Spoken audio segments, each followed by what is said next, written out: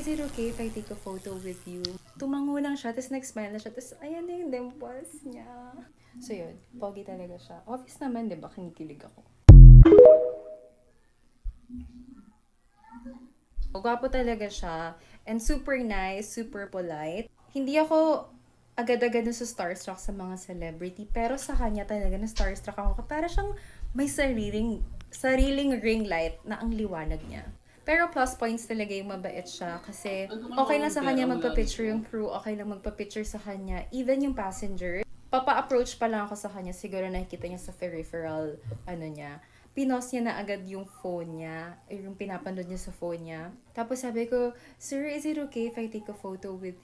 Welcome back mga kaldab. Itong video na to ang magpapatunay po na dumating na nga po si Alden Richards. Pero hindi po natin alam kung South Korea nga po ba ang punta ni Alden Richards. Ito'y base lang naman po sa video na inilabas na nagpapatunay lang po na kumbaga pauwi na nga po si Alden Richards. Di po ba? Ito yung ebidensya at resibo pero hindi naman po ito kumbaga kinumpirma kung saan nga po ba ang baba ni Alden Richards. Di po ba? Sabi ko nga po sa inyo, may mga bagay-bagay po na mapapaisip po talaga kayo. May mga bagay-bagay po na masasabi nyo, may punto na naman ang ina-update ni Mr. Destiny. Ibang klase talaga. Lahat nagagawa mo, lahat napapakita mo. Alam nyo kung pag-uusapan lang po natin o pagbabasihan lang naman po natin yung mga update, madali na po yan eh. Lalo na po sa akin. Kasi sabi ko nga po sa inyo, dito po sa channel ni Mr. Destiny, lahat po ng mga update, makukuha po natin yan. Sa mga nagsasabi na hindi ganito, hindi ganyan, okay lang po. Wala pong pilitan. Di po ba? At least nagbigay ako sa inyo ng ebidensya at resibo. Sa mga basag na naman po sa update natin, sa mga sinasabi po ng iba, sa mga pinapaliwanag po ng iba, okay lang po yan. At least alam nyo po kung sino nga po ba talaga ang totoo na kasama ni Maine Polkerson. Di po ba? Sa mga ayaw pong maniwala, uulitin ko na naman po ito. Hindi po ako magsasawa. Pansinin nyo po ang tunay na mukha ni Maine Polkerson. Matangos ang ilong, pababa. Ito po yung mga ini-edit lang po o in-edit. O talagang salamat Dok. Tignan nyo yung ilong ni Mengay dyan. Di po ba? Tapos sa kanyo sabihin sa akin na mali po yung sinasabi ko. Sa kanyo sa akin sabihin na hindi po totoo ang mga ina-update natin. Di po ba? Pero gaya ng sinabi ko mga kaldab, mahirap pong mag-react. Mahirap pong mag-komento. Kaya ako po pinakita itong dalawa. Ito kasing unang picture, hindi siya nakangiti. Sinasabi kasing kumikindat si Mengay kaya nga po daw ganyan ang itsura. Di po ba?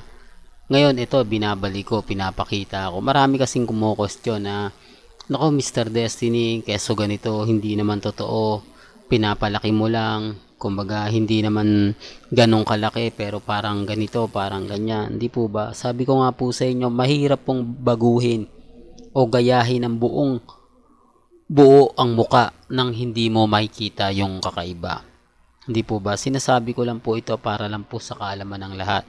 Pero bago tayo magtuloy at bago natin i-update itong napakagandang kaganapan, kung bago ka lang sa channel na to at isa kang true-blooded Aldab Nation na nagmamahal kina Mengay at Isoy, tama po ang channel na pinuntahan mo kaya consider na po kitang bagong subscriber at huwag mong kalimutang i-share ang mga video po natin sa mga mami, sa mga titas at sa mga senyor. Medyo pasensya na po kayo sa boses natin Medyo masakit nga po yung lalamunan natin. Sa ngayon mga kaldab, wala pong update kay Maine. Si Alden Richards 101% trending po ngayon. Tapos sinabayan pa ng post o nilay pa yung post ni Alden ni Catriona Gray. Grabe no. Siyempre mga kaldab, matik na yan. Pag-uusapan na yan. Pagpepiestahan na yan. Sinasabi ko lang po ito para lang po sa kaalaman ng lahat. Para lang po sa mga taong dumadaan at bumibisita po. Yung issue po na yan, lalaki yan. Pagpepiestahan yan, di naman lingid sa inyong kaalaman na Catriona Gray yan, di po ba? Medyo bigatin ding artista yan sa ABS-CBN na ngayon wala na. Di po ba? May posibilidad na, di po ba, na kumbaga kung bibigyan ng pagkakataon, talagang didikit kay Alden Richards yan, di po ba? Sikat na sikat si Alden, talagang masasabi mo, grabe yung mga ganito ganyan, di po ba? Tapos sinasabi nila na pwede daw po at bagay na bagay, di po ba? Sinasabi ko lang po ito para klaro ha. Sinasabi ko lang po ito para po sa kaalaman ng lahat. Sabi ko nga po sa inyo kung ano lang po yung trending, yun po yung pag-uusapan natin. Gaya nga po ng mga pinapakita ko at mga pinapanood ko po sa inyo. Di po ba dito, ito na po yung ebidensya at resibo na magpapatunay po na si Alden Richards pauwi na po ng Pilipinas. Pauwi na po, pero hindi po dito sinabi kung Pilipinas o South Korea nga po ang punta niya. Hindi po ba? Pero gaya na sinabi ko mga kaaldab, hindi po tayo namimilit. Kung ano lang po yung sinasabi ko rito, base po sa mga nakukuha nating update, base po sa mga nakakalap nating impormasyon.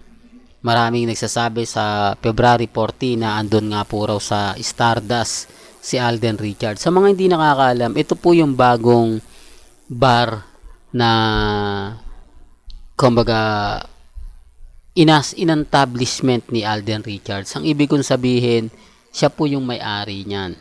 Kumbaga, naglagay siya ng isang bar sa Makati. Yan po yung Stardust. Kaya sinasabi nila sa February 14 daw, andun daw po si Alden Richards. Hindi po posible yon. Kasi sabi ko nga po sa inyo, mas maaga ngayon di po ba? Na nasa South Korea na nga sigurado tong sina Mengay at si Alden Richards. Nag-aantay lang naman po tayo ng mga update. Nag-aantay lang naman po tayo ng mga kaganapan. Hindi po ba? Sabi ko nga po sa inyo, relax lang. Dito naman po sa channel ni Mr. Destiny, lahat naman po ng mga gusto nyo pong malaman, pabor man o hindi, kailangan updated po kayo. Kaya nga po pinapakita ko itong mga photos para basagin sila. Sa mga nagsasabing, kumindat lang naman si Mengay, singkit yung mata kaya ganyan yung ilong Hindi po ba? Para mabasag lang po sila. Tapos eto, simple lang ito pero ganun pa rin po yung butas. Ganun pa rin yung ilong. Pansinin nyo yung totoo. Di po ba? Ngumiti na yan. May nakita po ba kayo? At kung titignan nyo yung ilong nito mga kaldab, pantay na pantay. Di po ba? At kung ikukumpara nyo sa ilong, pantay nga po ba? Hindi, para lang klaro. Di po ba? Hindi. Yan ang mga bagay-bagay nga po na sa bagay mga kaldab, wala po ako sa posisyon para ipilit yan. Wala po ako sa posisyon para sabihin na clone yung nasa 8 Bulaga, di po ba? Pero yun naman po talaga yung totoo Clone lang po at may, kumbaga, hindi siya pwedeng tumagal, hindi siya pwedeng mag-isang linggo. May araw din po, kumbaga parang 2 araw lang po siya, parang ganito, parang ganon, di po ba? Sabi ko nga po sa inyo, relax lang kayo. Kampante lang po kayo. Sa dami ng mga ebidensya at resibo po na makukuha po natin. Sa dami ng mga kumbaga mapapanood ninyo, makikita ninyo, di po ba, relax lang. Kaya nga po ako hindi ako nagpapatinag. Kaya nga po ako hindi ako sumusuko basta-basta. Ang importante lang po sa akin yung mga nangyayari at mga nagaganap. Sa ngayon mga kaldab, maging kalmado lang po kayo, maging kampante, di po ba? Tapos sasabihin nila, nako Mr. Destiny, ganto ganyan, etc. etc. Okay lang po yan. Basta ako, masaya na po ako. Ano man po yung mga napapanood ninyo, napapakinggan, nababasa, relax lang. Huwag po kayong basta-basta magpapatinag at huwag po kayo basta-basta magpapa-apekto. Di po ba? Ang importante lang naman po, maging masaya kayo. Kung ano yung, kumbaga, sa loobin po ninyo, pabor man o hindi, comment nyo lang po yan. Kumbaga, titignan natin at syempre, iimbestigahan din po natin. Kaya nga po ako nandito para po sa Aldab Nation, para ibigay po sa inyo, para kumbaga sabihin lahat-lahat ng mga gusto nyo pong mapanood at mapakinggan. Well, hanggang dito na lang po ang ating latest updates. Kaya kung gusto nyo pa po ng pinaka-latest at sariwang update, abay tumutok lang po kayo dito po sa channel ni Mr. Destiny para updated po kayo sa mga latest at sa mga bagong video po na ilalabas po natin. maya-maya lang. Hanggang sa muli, salamat po sa panonood at pakikinig.